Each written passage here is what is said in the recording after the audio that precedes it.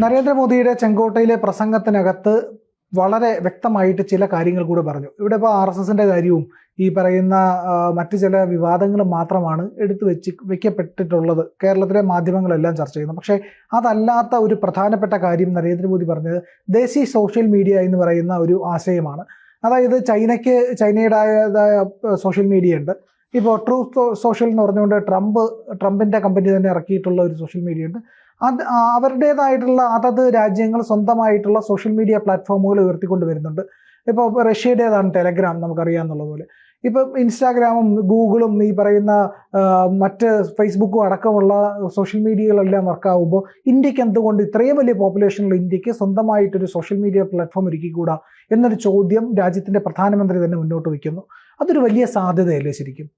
തീർച്ചയായിട്ടും ചെറിയ സാധ്യതയല്ല, വലിയ സാധ്യതയാണ്. മാത്രമല്ല അതൊരു മഹത്തായ സ്വപ്നവുമാണ്, നമ്മുടെ തൊട്ടു മുമ്പിലുള്ള സ്വപ്നമാണ്. 2047 ആകുമ്പോൾ സ്വതന്ത്ര ഇന്ത്യക്ക് 100 വയസ്സ് പൂർത്തിയാകുമ്പോൾ ഒരു നവഭാരതത്തെ നമ്മൾ സങ്കല്പിക്കുന്നുണ്ട്. അത് ഈ വികസിത രാജ്യം എന്ന പഴയ ദുഷ്പേര് കളഞ്ഞിട്ട് വികസ്വര രാജ്യം എന്ന പഴയ പേര് കളഞ്ഞിട്ട് ഒരു വികസിത ഇന്ത്യ, അതാണ് നമ്മുടെ സ്വപ്നം. അത് പ്രധാനമന്ത്രിയുടെ മാത്രം സ്വപ്നമല്ല, അത് BJPയുടെയും NDAയുടെയും മാത്രം സ്വപ്നമല്ല, രാജ്യത്തിൻ്റെ സ്വപ്നമാകേണ്ടതാണ്.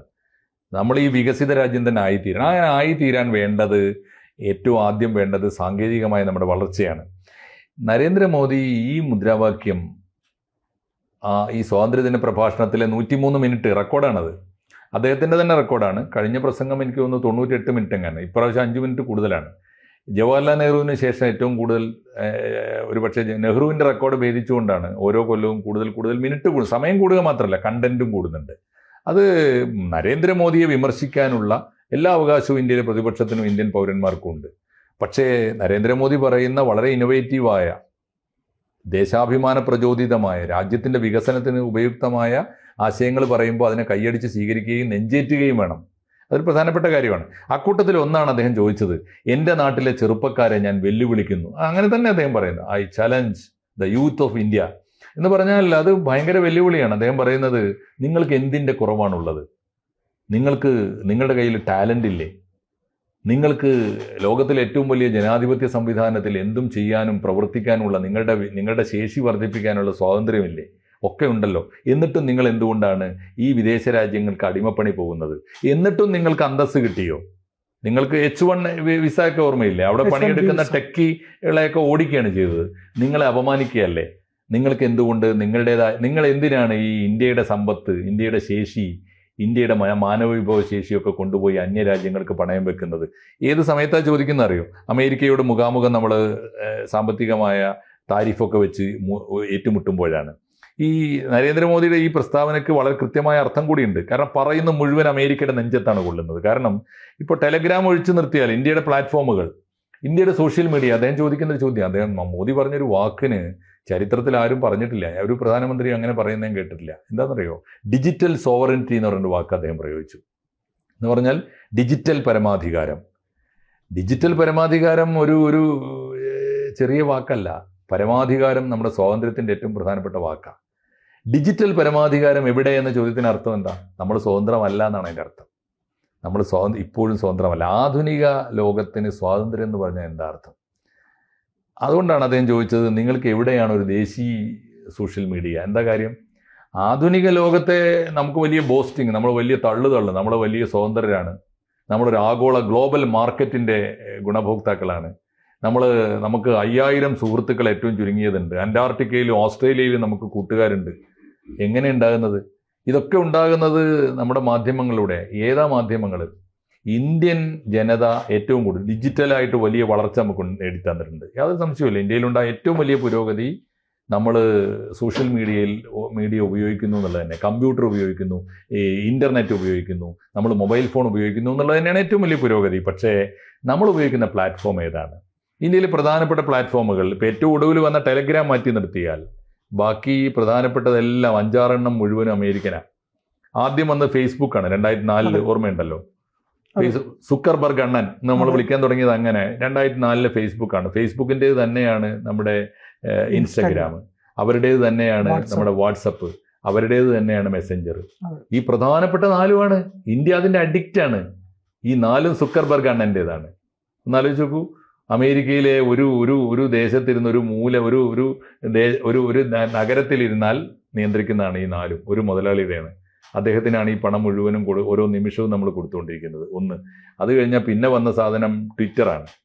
Ellen മസ്കിൻ്റെതാണ് Twitter. ഇത് ഇവർ തമ്മിലുള്ള വ്യത്യാസം എന്താ? എലൻ മസ്ക് ടെക്സാസുകാരനാണ്, മറ്റേ ആള് പെൻസിൽവാനിയ.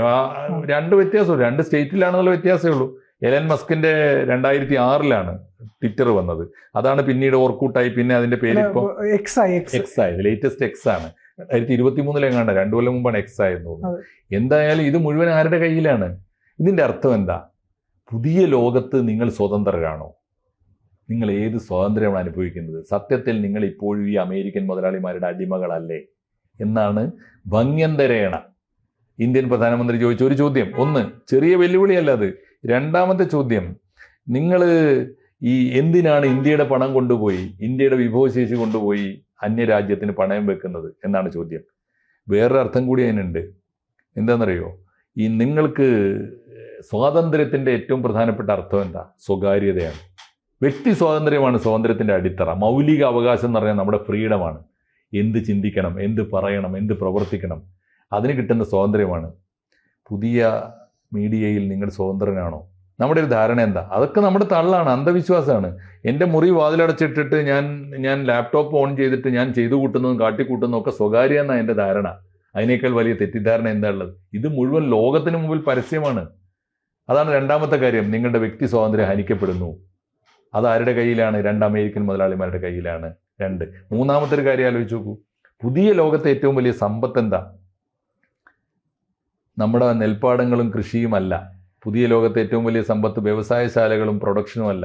പുതിയ ലോകത്തെ ഏറ്റവും വലിയ ഉൽപ്പന്നം എന്ന് പറയുന്നത്, ഏറ്റവും വലിയ കൊമോഡിറ്റി, ഏറ്റവും വലിയ ചരക്ക് എന്ന് പറയുന്നത് ഡാറ്റയാണ്.